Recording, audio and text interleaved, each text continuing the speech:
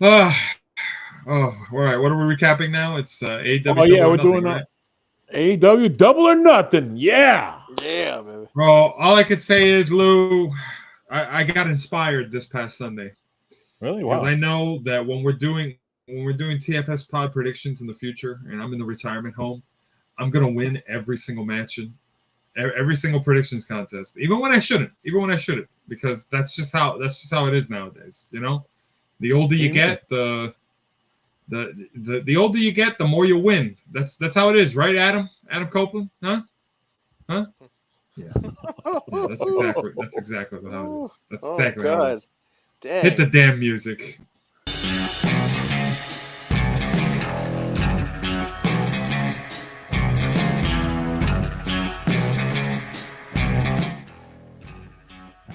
I just want to see that picture. That's why I'm leaving it there. Oh, that's why I'm leaving it there because I want to see more of that picture. Anyway, folks, No, no, no.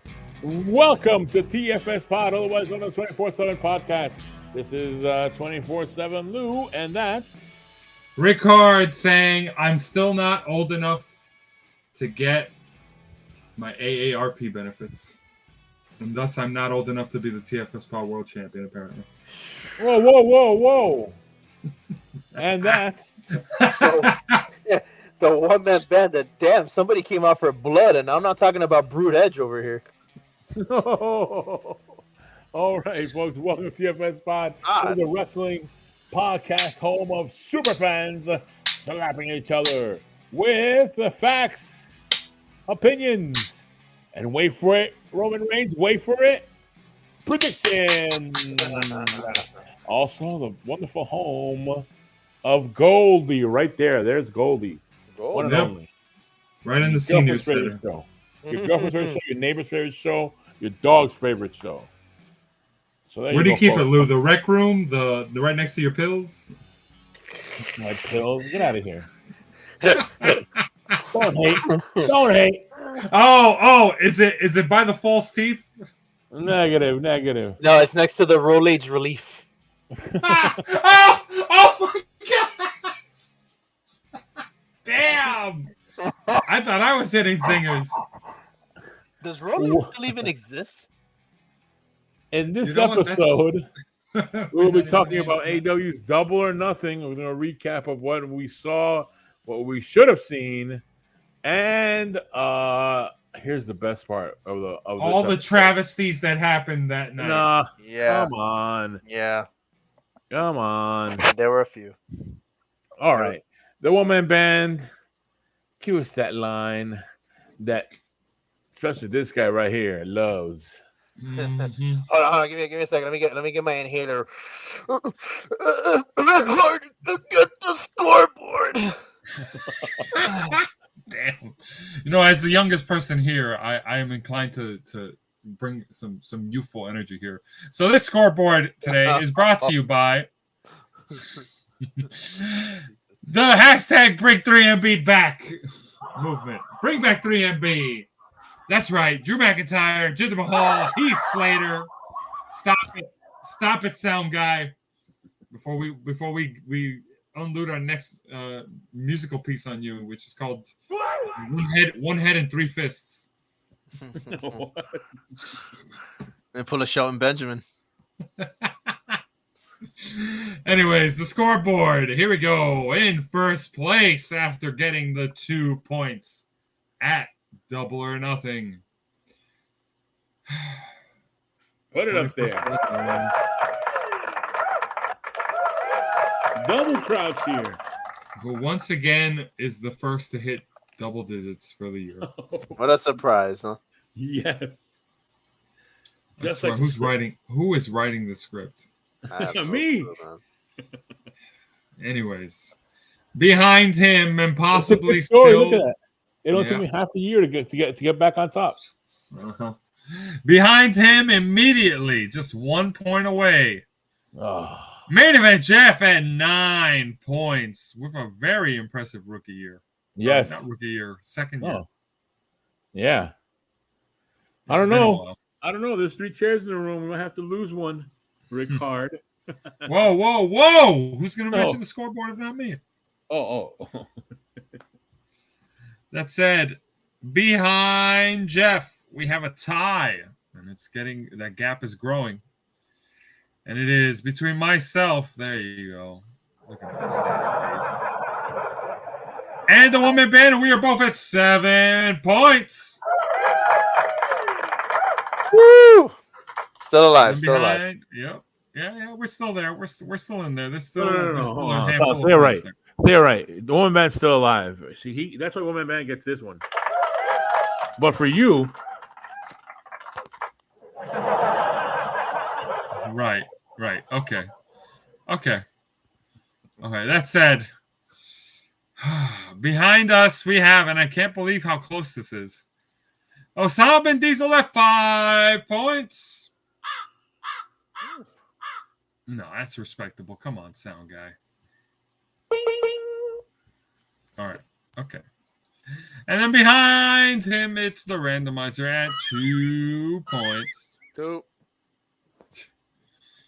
And then everyone else is at 0. Say it with me, folks. Including the Torinator. Yeah. So predictable to make wrestling predictions, right? so easy. No kidding. This is, I could see it coming from a mile away. To quote someone else. But that said, folks, if you think that you could be good at predictions, that they're super easy, that you know what's going to happen, we have community posts. Let us know what you think. We might read them out on screen. We might even give you a shout out if you get plenty of them right. Don't participate if you're a producer for one of the major wrestling promotions, though. That's cheating. That said, but take our ideas, but don't participate in the predictions. That said, that's scoreboard. Back to you, Lou. Yes. Okay. I saw this. What is this, by the way? If you're more happy with some goof saying that you had a 5-star match and the building's a quarter full, we're not in the same business. Right. Yeah. Best. I don't know why you felt the need to show that on the AEW recap, but okay. Just saying. Oh my gosh. Damn. And I got a point on it. I know. Damn. So let's talk about these 5-star matches. Oh boy. Look, folks, if you all right, well, let's just jump into it. With the opening match. We're not covering the pre-show here, but this is the opening match. It was Roderick Strong versus Will Ospreay, International Championship match. And look, this goes to what people have been saying. Jim Cornette said it also. And Jim Cornette's not the he's not the sanest cookie in the jar, but not at all. He's got a point when he says less is more sometimes. Yeah. And let me tell you, when Roderick Strong hits what appear to be like 3 impact moves, all of which have names and could easily look like finishers on Will Ospreay in the span of less than 20 seconds, he hit him with it's a suplex that he falls into like a back. His knees fall on the back of Will Ospreay, and then he does a running knee, and then he does like another suplex that I think works into like a Falcon's Arrow kind of move, like that kind of stuff. He does all that. Will Ospreay kicks out of 2 in the close of the match. That wasn't the close of the match. Will Ospreay kicks out of 2, and Roderick Strong, rightfully so, is left going, what the heck do I got to hit this guy with to win the match? So he just starts going to the top rope because just for demonstration. Less than a minute after taking all 3 of those high-impact moves, Will Ospreay has shaken it all off, and he goes for his finisher, but he does it off the top rope. Boom, over. 1, 2, 3. Roderick Strong loses. And if it was just that match, okay, that's the opener. Every match felt that way, where it's like, what are we doing? Why can't just fewer moves? If you take 3 finishers or 3 moves that look like finishers that fast in succession, you shouldn't be able to just go, oh, well, I took that a minute ago. Okay, I'm fine. Like, Yeah. sell it, let it breathe. Yeah. Let us feel the impact, the severity of it all. Like, does he have a chance? Is he gonna turn it around?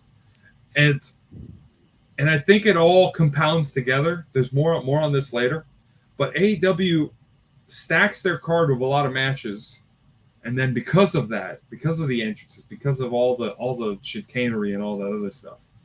For example, the main event went like a really long time because of the time constraints. That's what ends up happening. You still have guys that want to have high, like, memorable matches, so they have to go above and beyond. Mhm. Everybody's trying to have the match of the night. Everybody feels the constraints of time. So rather than having the time to be able to sell the impact of moves and all that stuff, you just do all the high impact moves within the time you're allotted, so that you go, oh man, that was amazing, all this stuff.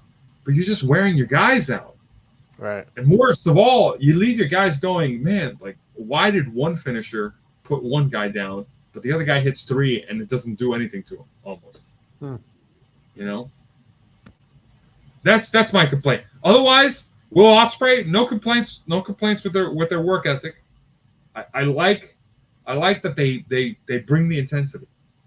New international champion. And I mean, I think this was a consensus pick aside from maybe the randomizer. So it wasn't a matter of, predictability. Yeah. It was just, I don't like how they. This feeds back into that same problem. Too many titles. This Yeah, feeds into it. true. Yeah. Another guy, another big name you brought in, now holding a title. Yeah. And somebody mentioned that they might have, I think it was one man band actually, that they might have Will Ospreay win the world title. That's what it's alluding to. Like, it's going to be supposedly him and Strickland at I think I don't know if it's the next pay-per-view or at Wembley Stadium, and Will Ospreay's from there, so I don't know, man. We'll see. Wait, he's from there. I thought it was the other side. Like Australian, you thought? Yeah. No, I think he's from England. Oh, okay. All right. Well, there's the scoreboard, and then we have the next matchup, which I don't think, did we need this matchup? This matchup felt odd. I want to say this: Mariah May and Toni Storm are like the best pair, just because of how great they look.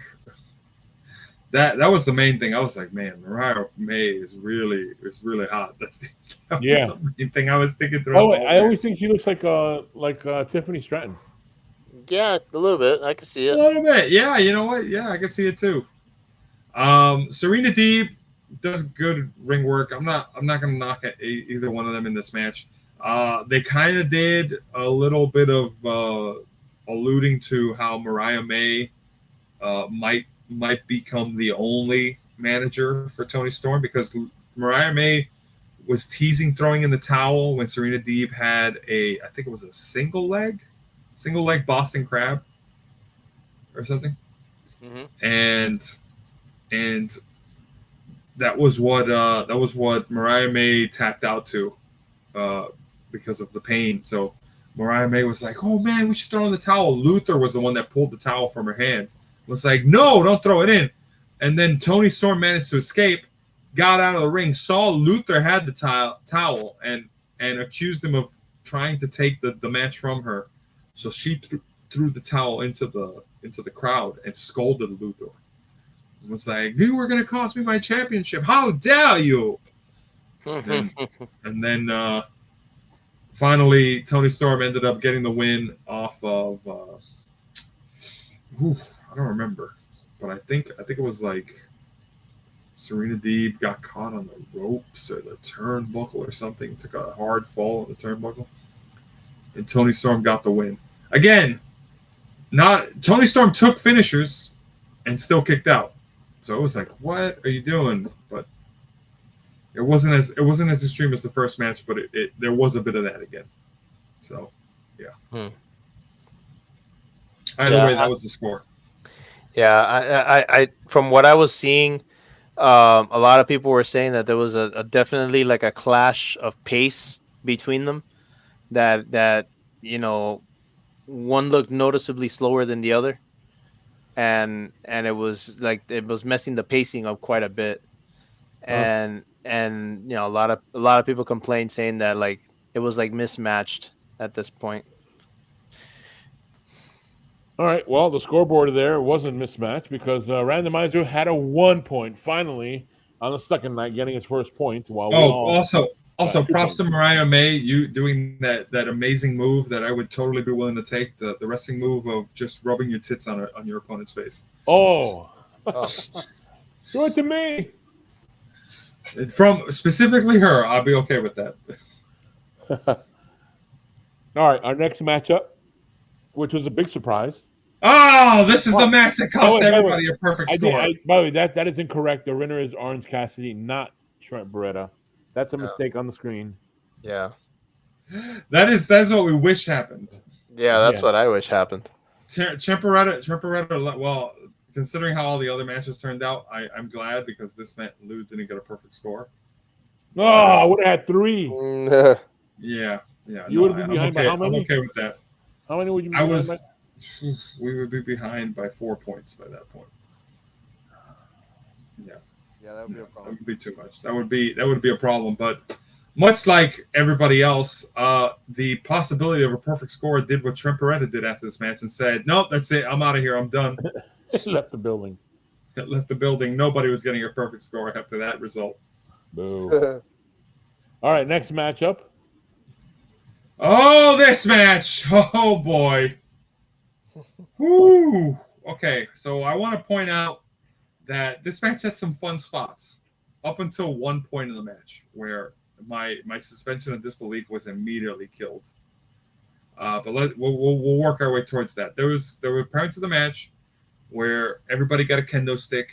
Jericho got a kendo stick, and then his kendo stick was floppy. which I don't know if that was just a like trying to talk about his libido, but he tried hitting the other guys with it, and then Hook and Shibata beat him with their kendo sticks. So that was funny. Then Jericho went out, got a bag, and we thought it might be thumbtacks and this and that. Instead, he took out a bag of dice, which were on the ring floor the entire time.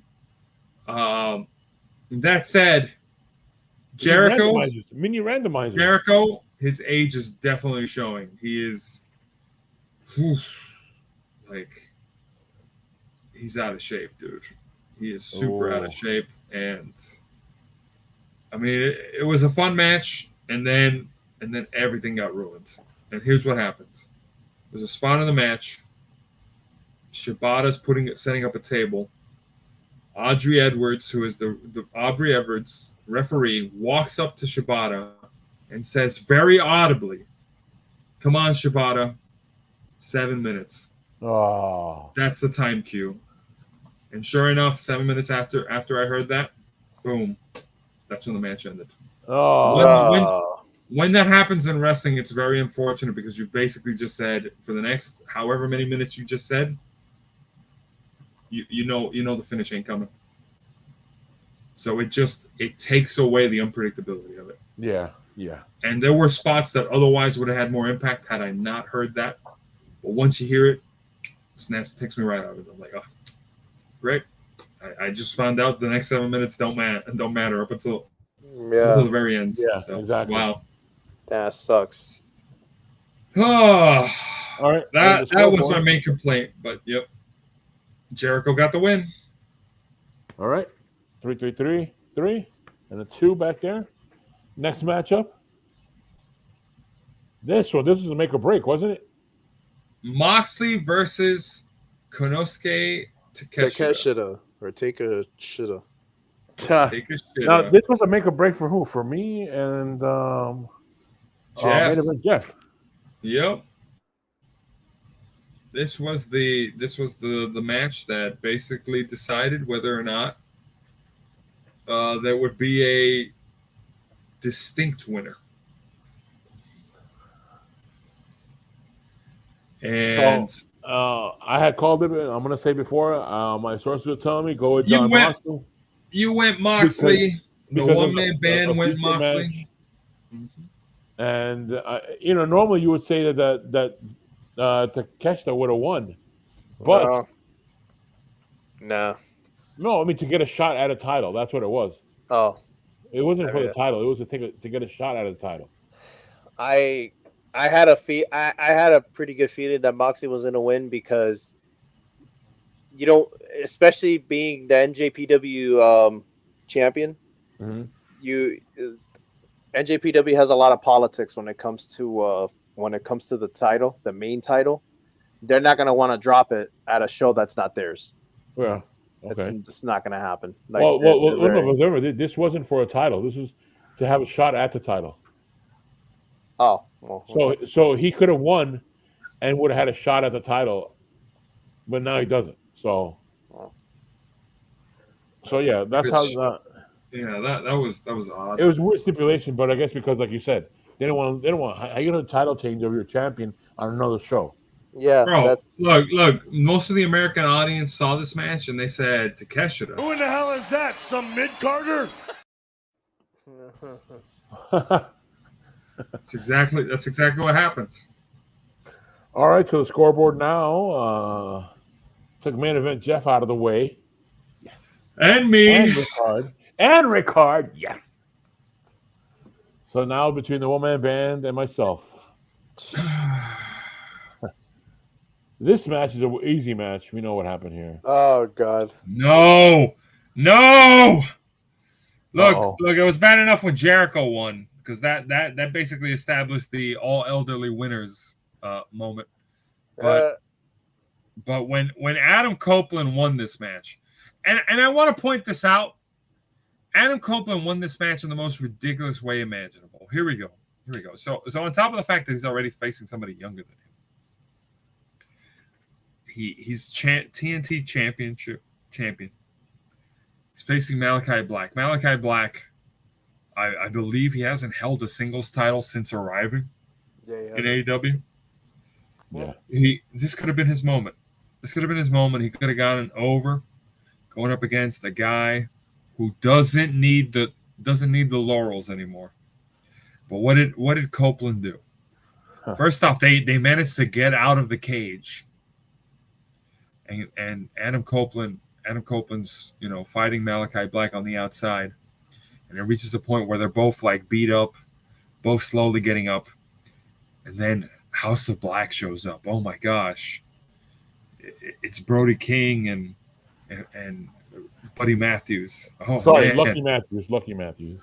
Oh yeah, Lucky Matthews. Yeah. Oh, yeah. Yeah, we gotta give that one to him.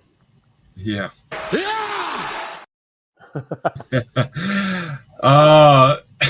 They come out, and you're thinking for a second, okay, this is perfect. They come out, but then they go to stand next to Edge. And it's like, oh my gosh, they're going to turn on Malachi Black. And I was pissed. Because that meant Lou was going to get 2 points. What? And what's wrong with that? But I was also kind of okay with this because I said, all right, you know what? It's like he's studying Judgment Day on over again. He's taking House of Black from Malachi Black. I don't feel like it makes any sense, but it's different. And Malachi Black will be protected because he'll lose in a 3-versus-1 scenario and have something to fight his way back from. But what happens? No, Adam Copeland gets up and immediately gets clotheslined by the House of Black guys because they're not turning on Malachi Black. They're gonna beat him up. It's 3v1, and I'm thinking, yes, finally. You know what? It's not gonna be a clean win for Malachi Black. Yeah, it's not gonna be a clean win for Malachi Black, but that's fine. Adam Copeland will finally take a loss. We can avenge the Finn Balor fiasco from WrestleMania 39. And they roll him back in the ring. They're all beating him up. They kind of get really close to doing Messiah complex stuff with the barbed wire, where they put a crown of barbed wire over Edge's head, which is like, okay, we're kind of pushing the envelope here. And then what happens? The lights kind of start blinking red and all that stuff. And then out from under the ring, out comes an even older guy, Gangrel. And what does he do? He spits blood on I think it's Brody King, throws him against the steel cage. That's all he does, by the way. He spits blood and throws him against the steel cage. That Brody King's knocked out from the match for some reason. And then he hits a move. It's like a neck breaker or something on Buddy Matthews. And he's all hyped up, and then Malachi Black finally comes in and hits his spin kick on him, takes out Gangrel from the equation. As he turns around, spear from Adam Copeland. 1, 2, 3. Wait, don't forget the table. The table one is the one that he got hurt. Ah, right. He ties him up. He ties him up on the table. Goes to like the top of the cage. He ties him up with bad ball. Does the dive, breaks Malachi Black through the thing. And his gets the pin. By the way, there was enough time for Buddy Matthews to get back up and pull Malachi Black off the table. Yeah. All that stuff. What? No. We're just gonna have Malachi Black lose. Adam Copeland wins. 2 old guys beat 3 younger people. That's what happened. That's what happened. That's literally what happened. And you want to know what the real, worst thing of it all is? He retains the TNT championship. Doesn't put someone over. And what happens? He has to announce that he's injured a couple days later. So he has to vacate the title. Anyways. You know how you could have avoided having to vacate a championship? Just have him lose. Just literally have him lose. Why can't he lose? Why does he insist on just beating everybody? Miz, how many people literally need to get just buried under the dirt by Adam Copeland or Edge or whatever you want to call it? Sheamus, Miz, Seth Rollins. Thank goodness this guy's ego couldn't dethrone Roman Reigns. We might have never had that damn 3-year reign. As legendary as people say it is. If Edge had gotten his way and been like, yeah, no, I'm going to win at WrestleMania. I came back for a reason, to win the title. Hold on a second. Hold on. I got to stop you for a minute here. Here we go. He's going to... This argument sounds a little bit familiar. We get it, Lou. You're the oldest. You're the oldest person in the group, Lou. We get it. You got to defend the old guy. Fine. No. Hold on. That's great. Look, all I'm saying is check to make sure you didn't soil your diapers. No. Hold on. This argument sounds very familiar. Very much familiar. He did win a Royal Rumble, but essentially it's speculated. Yeah, he's going to retire at SummerSlam. So my thought was dude, we're culminating this feud. Yes, Finn Balor got a win in that I Quit match, but come on. Yeah. That wasn't a real win. It was 4 people on one guy. Yeah. 4 people on one guy. Precisely. And the worst part is, I'm listening back to that. Now, and I wasn't harsh enough. This was a year and a half ago. I thought to myself, he's been getting a lot of wins. It was so apparent. It was so apparent that at one point we were literally saying, LOL, Edge wins. Because guess what? Edge that refuses to lose. Yeah. He's been undefeated at PLEs. He just refuses to lose. Can't lose. And then sure enough, he just never lost. He just never really lost in any significant way. This argument sounds so familiar. And he's just doing it all over again in AEW. But you see, here's the part that I don't understand. You saying about old and all this other stuff, I think you're getting old. I'm going to say this right now. You're getting old because you already know the rule. Edge doesn't lose on a pay-per-view. Unless so I should have known better. You should have known better. Look, I'm saying, AEW, if you're gonna have old man Chris Jericho, old man Adam Copeland win, you might as well have just done the trifecta and had old man Christian Cage win. We were close to that. We were close. But the scoreboard there. Look at that scoreboard. Lord. Horrible. I'm looking at a masterpiece right there. I don't know what you're looking at. Oh, I get it. A wrong decision. Anyway, moving on. Old man. Anyway, this matchup. Everybody knew this was going to happen. Who didn't know this was going to happen? You know what the real story after this matchup was? First off, look, spoiler alert: Mercedes won. Oh wow, what a surprise! Good I'm not acting. even going to go into that. I'm not even going to go into the details of this, but Chris Statlander and the other guy, the manager who was also with them. I don't know his name. He was talking. He was berating Willow Nightingale. Chris Statlander pushes him as if she's standing up for Willow Nightingale, helps her out of the ring. You know, it's a real sentimental moment. Like, hey, she's helping her friend. Immediately clotheslines Willow Nightingale. Willow Nightingale got turned on. Yeah, and then she joins up with the other guy that she just pushed. It's all smiles, and they're like, "Screw you, you're done. You're out of the group." Turned on, lost her title, lost her friends, and it's just wow. That's just super cruel. And another former WWE is holding a title. Yep. First official match, and is a champion. Like, come on, man. What is this, TNA? Yeah. Well, TNA doesn't do it anymore. No. It's Mercedes costing you a lot of money. Mercedes Hogan. Oh, jeez. Damn. Yeah. I know she's kind of got a receding hairline there, but I don't know. That seems low.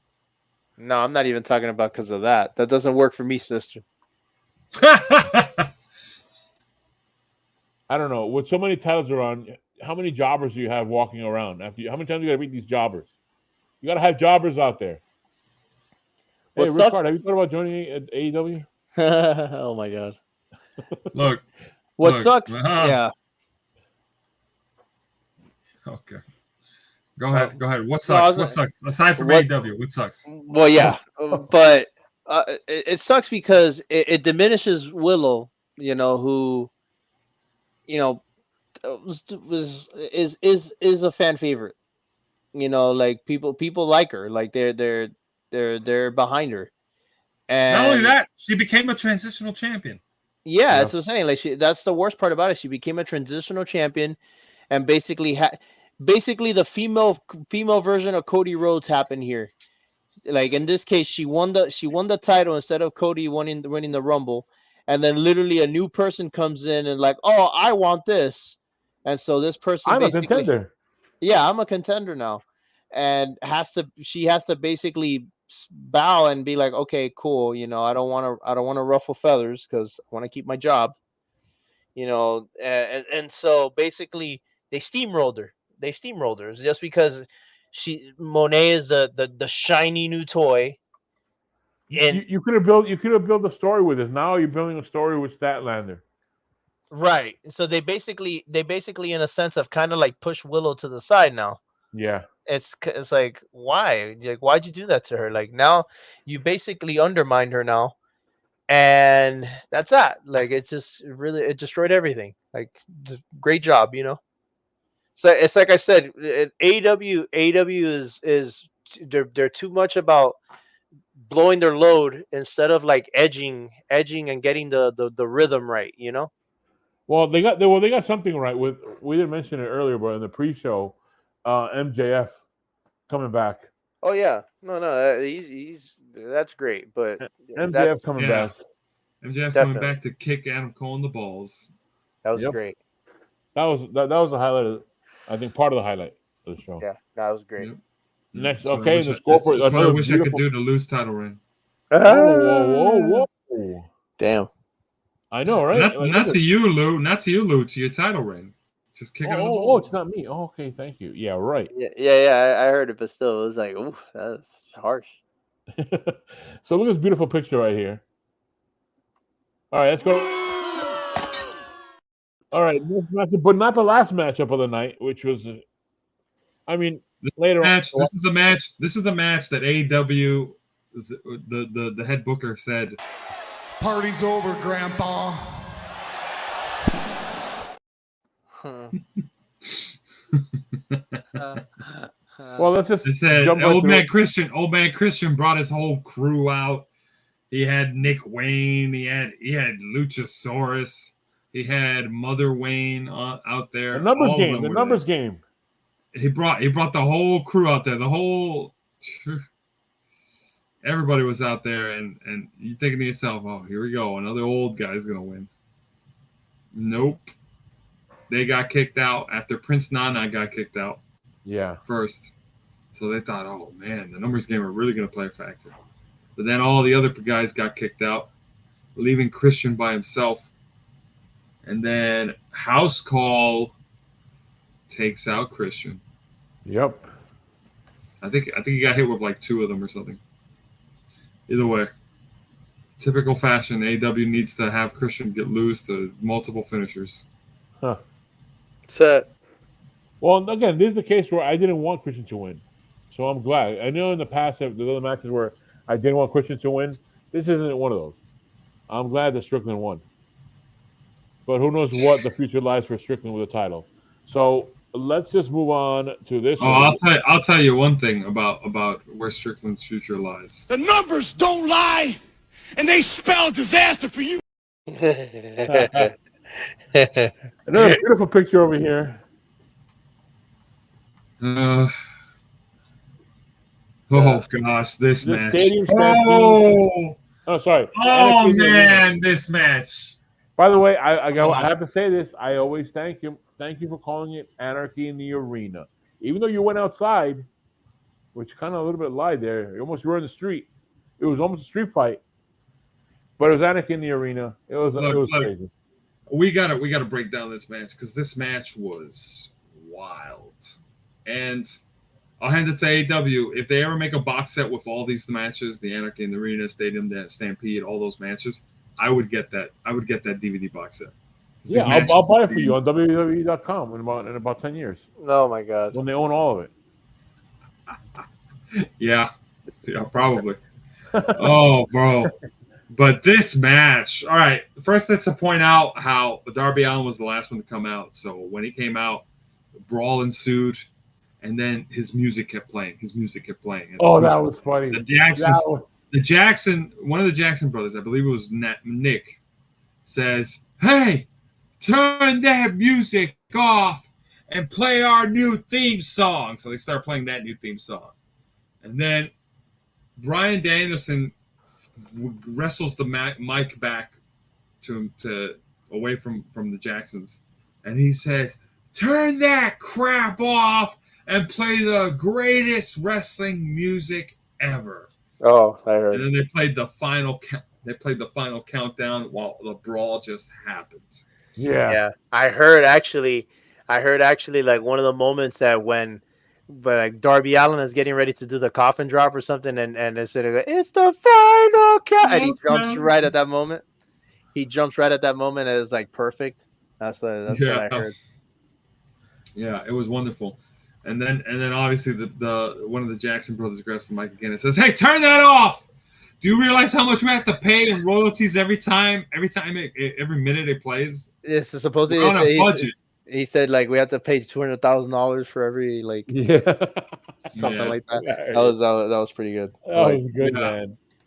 So he says we're on a budget, so they cut the music completely. How much that cost? And I was like, oh man, that was crazy. And then if that wasn't wild enough, Anarchy in the Arena did vehicular manslaughter outside the arena again because Jack Perry and Darby Allin fought to the outside of the arena.